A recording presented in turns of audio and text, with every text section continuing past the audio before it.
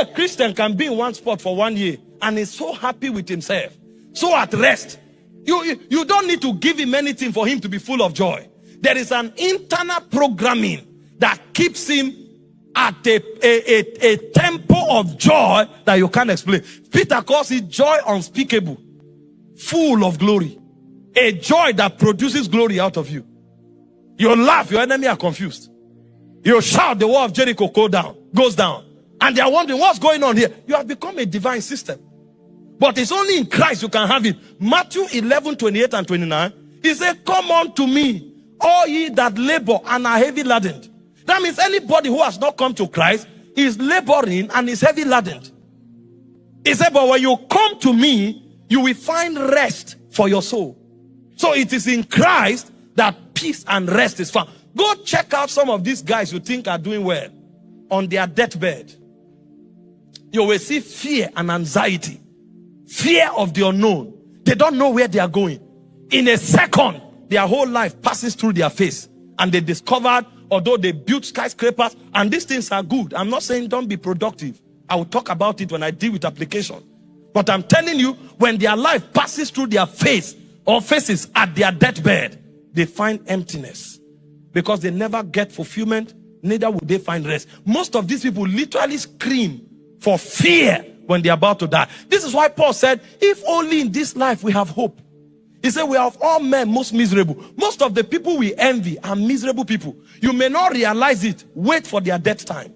But for those of us who carry something that is eternal, even at that moment, we know we don't die. We cross over to glory. When you find a man who carries Jesus, when that time comes, like Paul, he said, I'm caught in between two opinions. Whether to remain here or to go over to the other side. He said, if I remain here, it's for your own good. I would have preferred to cross over. Because life itself is noisy. It's a burden. Because when you come into God's presence, nothing compares. And that's why for us, even the day we are supposed to live here, we don't cry, we celebrate. Because we know it's a flight to glory. You can't find that level of rest outside Jesus. So you say, why do you need Christ? You need Christ for peace and joy, which is your security eternally.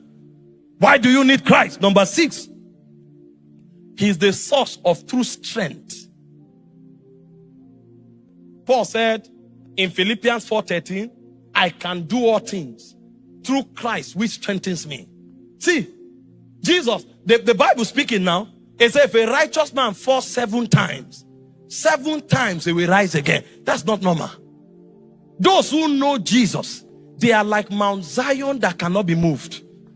There is something about them that what you call failure, when they collide with it, they consider it to be a bend to another possibility. You'll never find them downtrodden, depressed, feeling as though hope has gone. No. Somewhere, somehow, a new fountain springs out of their spirit. Just give them time, either to pray or catch a revelation. The same man you thought is finished returns invigorated and charged, and you are wondering, are you confused? Are you foolish? He's not. There is something on his inside. The waters of the presence is flowing out of him and is watering his city. Because from the throne of God there's a river that flows, and the Bible said he maketh glad the cities of God. So you need Jesus. You need Jesus for a strength that the world can't give you. There are different sources of strength. Food can give you physical strength. Converting your food to ATP, at least that one you know lasts for max 12 hours. There's a strength that physical resources can give you. Maybe you are earning some cash. You know that can solve only physical problems. But you need a strength that is viable, both in the physical realm and in the spiritual realm. Only Jesus can give that. And ask those who truly are making impact. They will tell you, you need to remain standing. Because there are many things that will bring you down. See, sometimes Satan is not interested in stopping you from making impact, but he wants you not to exceed certain seasons. That's why in spiritual warfare, the worst type of battle is called the battle of attrition.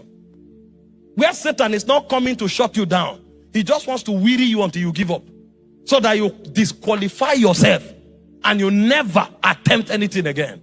For you to stand, come what may, you will need Christ. Paul calls him the hope of glory. And those who don't have him, at some point they fall. But it will not be your portion.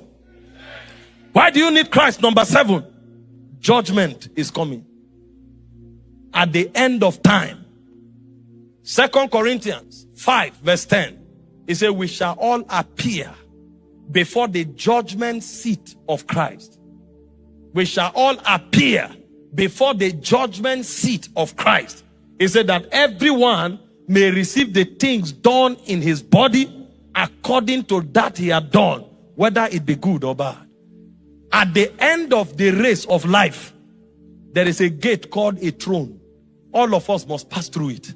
Revelations 20 verse 11 to 15. It says, I saw a great white throne, and him that sat on it, from whose face the whole earth and the heavens fled away, and there was found no place for them.